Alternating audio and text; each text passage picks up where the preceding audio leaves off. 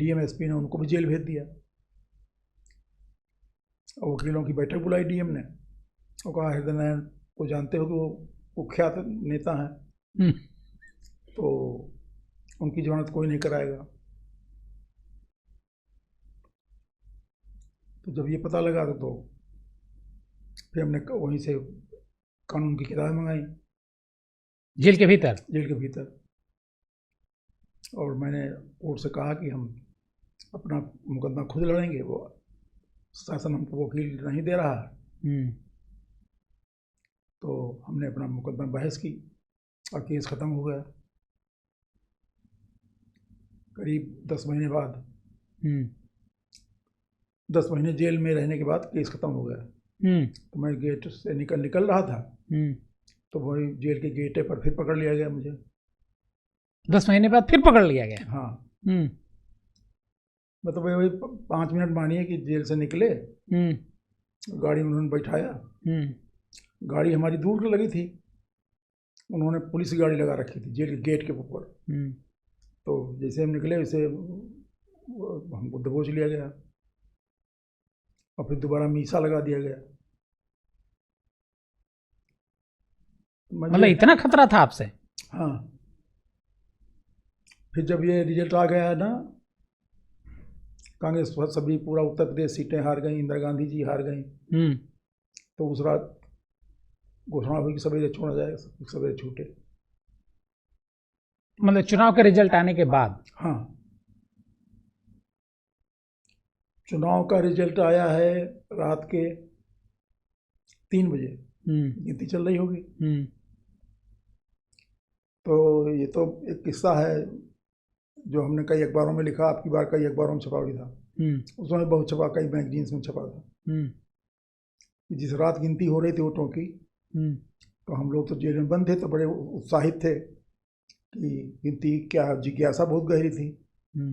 तो हमने एक वो ट्रांजिस्टर छोटा वाला मंगा रखा था जेल में। तो कमर ओढ़े में उस ट्रांजिस्टर को भीतर लिए न्यूज़ सुन रहा था। अलाउ था ट्रांजिस्टर? नहीं, अलाउ नहीं था। अच्छा, चुपके से आपने मंगा लिया? हाँ। तो जेलर आया और उसने डंडा, खिड़की लगी रहती है ना, खिड़की में सरिया लगी रहती, उसमें डंडा फटकारा और कहा कौन बजा रहा ट्रांजिस्टर। और फिर झाँका और कहा अच्छा हृदय नारायण नेताजी बजा रहे हैं। तो उन्होंने कहा नहीं, ट्रांजिस्टर तो हमने नहीं सुना, कहीं हमने सुना। बहस हो गई। तो उन्होंने कहा दोबारा अगर हमने सुना तो मैं डंडा कर दूंगा। उन्होंने कहा तो चले गए। मैं फिर सुनने लगा। फिर वो आए तो हमने कहा भाई तुमको अगर यही लग रहा है कि हमारे पास ट्रांजिस्टर है तो बैरक खोलो। बैरक रात में जब बंद हो जाती है तो शाम को तो खुलती नहीं, नियम। अच्छा, ये नियम है। अच्छा। फिर बीच में खुला, रात में नहीं खुलती है। हाँ, कि बवाल हो जाएगा, कोई दूसरी घटना हो जाए, सवेरे खुलती। हमने कहा आप सवेरे मिलना फिर। तो उन्होंने कहा कि हम तुमको तुम्हारा नाम नोट कर लिए हैं, तुमसे निपटेंगे, जेलर ने कहा। और आधा घंटे बाद फिर आया वो। तो हमने कहा आप क्या हुआ? मैं खिड़की के पास बैठा था। तो कह रहे पंडित जी बधाई आपको, अब तो आप कल सवेरे छूट रहे हैं और आपकी सरकार बनने जा रही। तो हमने कहा 5 मिनट में अभी से मान्यवर में हो गया।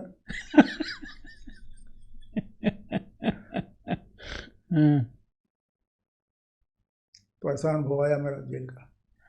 तो जब जेल से आप छूट करके आए तो बीजेपी और जो जनसंघ की जो सरकार बनी थी, जनता पार्टी और जनसंघ की मिल करके सरकार बनी थी, तो उसने आपको कॉग्निजेंस लिया? नहीं लिया, बिल्कुल नहीं लिया। क्यों? अब ये तो निर्णय करने वाले जाने। अच्छा। हमारा उनके ऊपर कोई ना आरोप उस समय था और ना आज है। ये आप 1989, 91, 93, 2017 इतनी बार आप MLA रहे? 5 बार। 5 बार। और छठी बार आप विधान परिषद से गए, हाँ। विधान परिषद से गए। और जब 5वीं बारे में ले आप थे, बल्कि छठी बोलेंगे उसको, क्योंकि एक विधान परिषद तो पहले थे आप, तो जब आप विधानसभा अध्यक्ष बने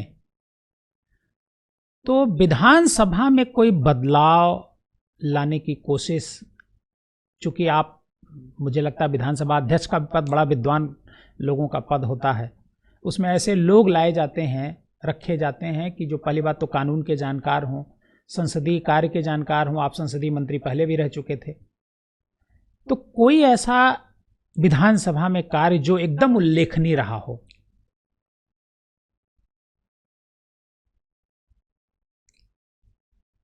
कोई कार्यकाल निरपेक्ष नहीं होता, किसी का भी, आपका भी नहीं, हमारा भी नहीं। निरपेक्ष का मतलब हुआ कि उसके अपने प्रभाव के कारण ही उसका रिजल्ट आना। हाँ। तो जैसे हम आज आपसे हिंदी बोल पा रहे हैं, तो ये कोई आज का या हमारे केवल कॉलेज के मास्टरों का ही प्रताप नहीं है, उसमें आपका भी हिस्सा है, मित्रों का हिस्सा है, हमारे आचार्यों का हिस्सा है, सबका हिस्सा।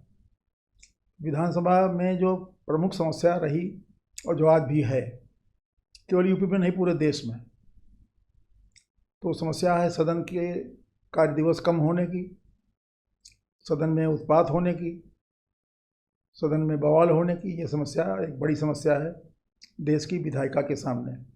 संसद में भी समस्या है ये। इसको लेकर के हमने काफ़ी कुछ अध्ययन किया, परिश्रम किया, और फिर बहुत जब जोर मांग चल रही थी तो उसी साल लोकसभा अध्यक्ष ने एक कमेटी बनाई कि सदन में इंटरप्शंस होते हैं, बाधाएं पड़ती हैं कार्यवाही में, तो उन बाधाओं को दूर करने के लिए समिति संस्तुति करे। उसका अध्यक्ष मुझे बनाया गया था, उस पूरी कमेटी का। उसमें 9 और अध्यक्ष थे विधानसभा के, केरल सहित। यहाँ पर हमने प्रयोग जो किया, तो हम ये दावा कर सकते हैं कि विधानसभा बहुत अच्छी चल रही थी। अगर मैं कहूँ हमारे कार्यकाल में, तो लगेगा किसी के कार्यकाल में नहीं ठीक चल रही। हाँ। तो मैं ऐसा नहीं कह रहा हूँ, है बड़ा कठिन काम चलाना। तो हमारे विधानसभा अध्यक्ष होने के पहले एक दिन में 10 सूचनाएं ली जाती थी कॉल अटेंशन की। 50-60 लोग नोटिस देते थे, उसमें से 10 लेते थे। 10 लेते थे। हमने बढ़ाया कि हाउस बहुत बड़ा है, ये बहुत पहले से 10 ली जा रहे हैं, 10 से काम नहीं बन रहा, तो उनकी संख्या 2 बार बढ़ाई हमने। इसी तरह से एक बड़ा प्राविधान है जो लोगों को नहीं मालूम, कि जैसे आप विधायक नहीं हैं, आप राजनीति में ही नहीं हैं, आपके मोहल्ले की सड़क टूटी है, तो आप सीधे विधानसभा अध्यक्ष को चिट्ठी लिखें, और चिट्ठी वो विधानसभा अध्यक्ष के नाम नहीं होती, विधानसभा के नाम होती। सेवा में माननीय विधानसभा उत्तर प्रदेश द्वारा अध्यक्ष, और फिर बताएं कि आप, हम राजनीतिक कार्यकर्ता नहीं हैं, हमारे यहाँ की समस्या है, कोई सुनता नहीं है, तो आप मार्गदर्शन करें। तो विधानसभा अध्यक्ष के रूप में उसको अधिकार है ऐसी चिट्ठी की, इस चिट्ठी की जांच कराने लगे वो अध्यक्ष। अच्छा। एक कमेटी है, याचिका समिति। तो जो विधायक लोग ये जानते थे, तो विधायक का काम है उसको, उस व्यक्ति का पता प्रमाणित करना कि ये व्यक्ति वास्तव में है, फर्जी कागज नहीं है। तो विधायक दस्तखत कर देते थे। तो कोई 2-3 याचिकाएं आती थी, उसको याचिका कहते, पिटीशन, पब्लिक पिटीशन, न्यायालय की तरह।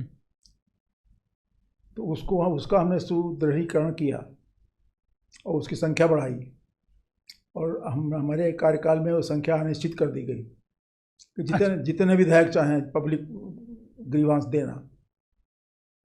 तो ये विधायक देते हैं या पब्लिक खुद डायरेक्ट देती है? पब्लिक डायरेक्ट भेजती है, लेकिन विधायक की दरखास्त चाहिए, विधायक का वो चाहिए, मतलब रिकमेंडेशन। अच्छा। नहीं, ये कौन बताएगा कि आप हैं वास्तव में कि नहीं। अच्छा, आइडेंटिफिकेशन के लिए एमएलए का वो चाहिए। हाँ।